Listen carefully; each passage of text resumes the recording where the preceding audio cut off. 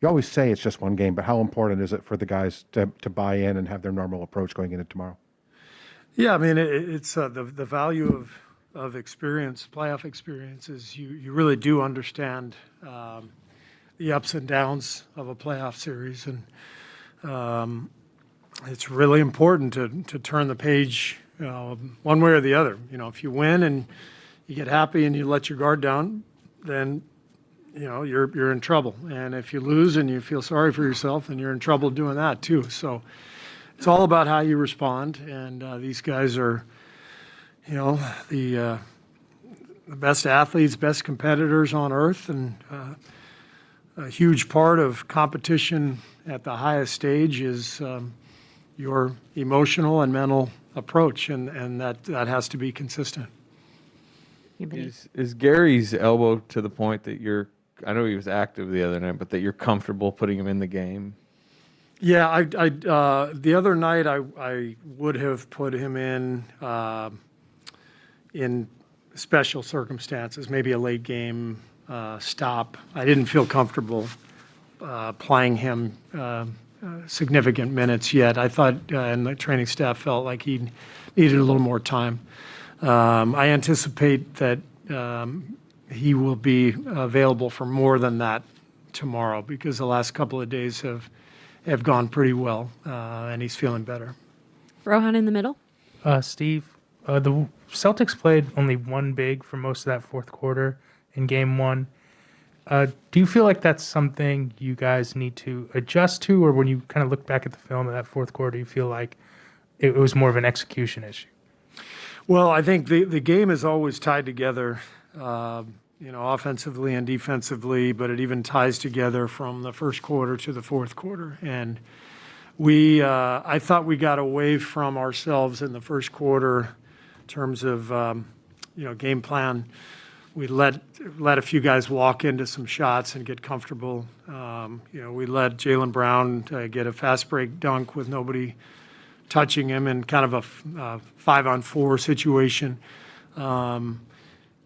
I think everything that happened in the first three quarters kind of helped the process in the fourth for them to get going the way they did. But obviously they played extremely well, and the lineup that they put out there has had a lot of success throughout the playoffs too. So kind of a combination of all that. Steve, what's your reaction having watched the video with the team and going over things? And also, when you look at the way the fourth quarter unfolded, what do you think of the amount of defensive, force that you guys played with?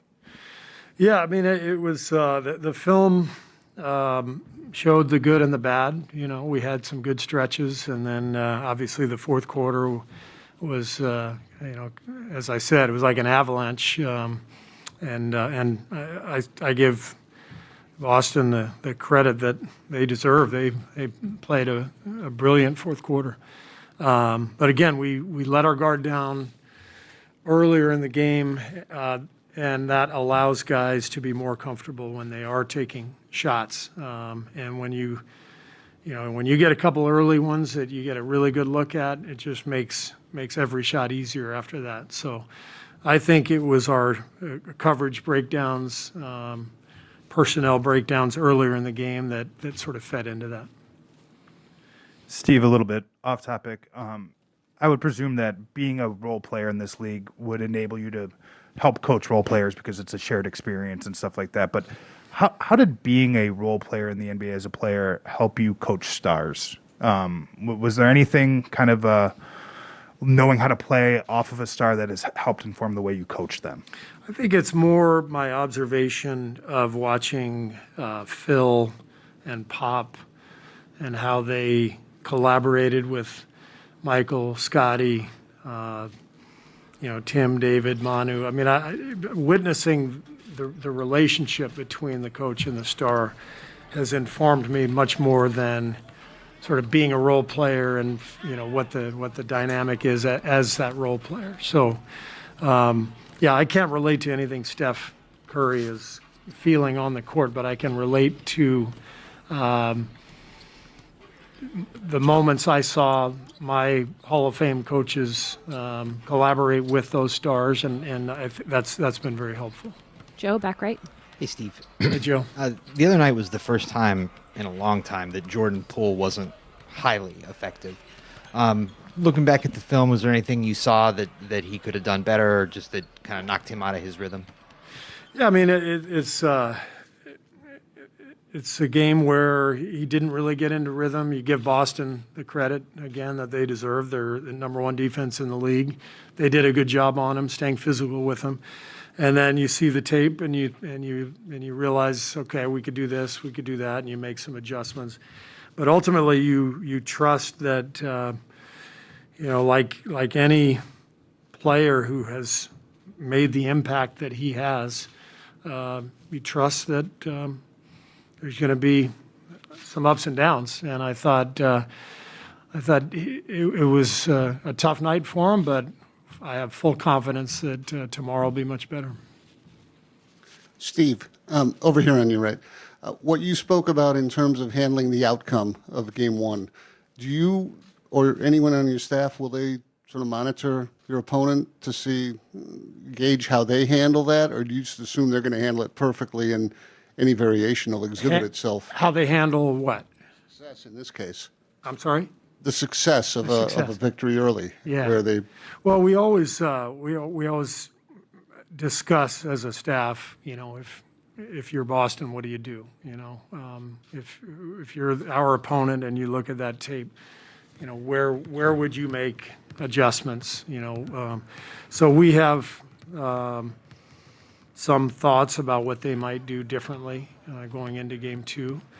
And then we've got to be prepared for that and make adjustments as we go. Final question in the back middle here. Hey, Steve. After the game, Draymond and to a degree Steph talk about the game as an anomaly. I wonder, are you at all concerned that it might not be the right mental attitude, even though there obviously are some element of truth in that? But are you concerned about that mental attitude to just dismiss the game as an anomaly? No. I mean, Draymond and Steph have been in the finals 6 times now. They've seen it all. They've seen everything. They've won championships. They've lost championships. They've had their heart broken. They've had parades, and this is all part of it. And so that's the right mental approach, and that's one that's born out of experience.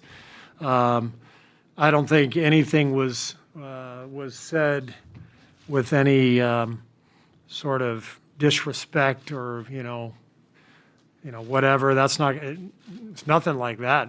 We know how good Boston is, and we have great respect for the way they played. I think you got to look at that fourth quarter and say, job well done. And then you look at the tape and you go, well, here's where we could do better. And as far as interviews and post-game coverage and that stuff is our guys have been doing this for a long time.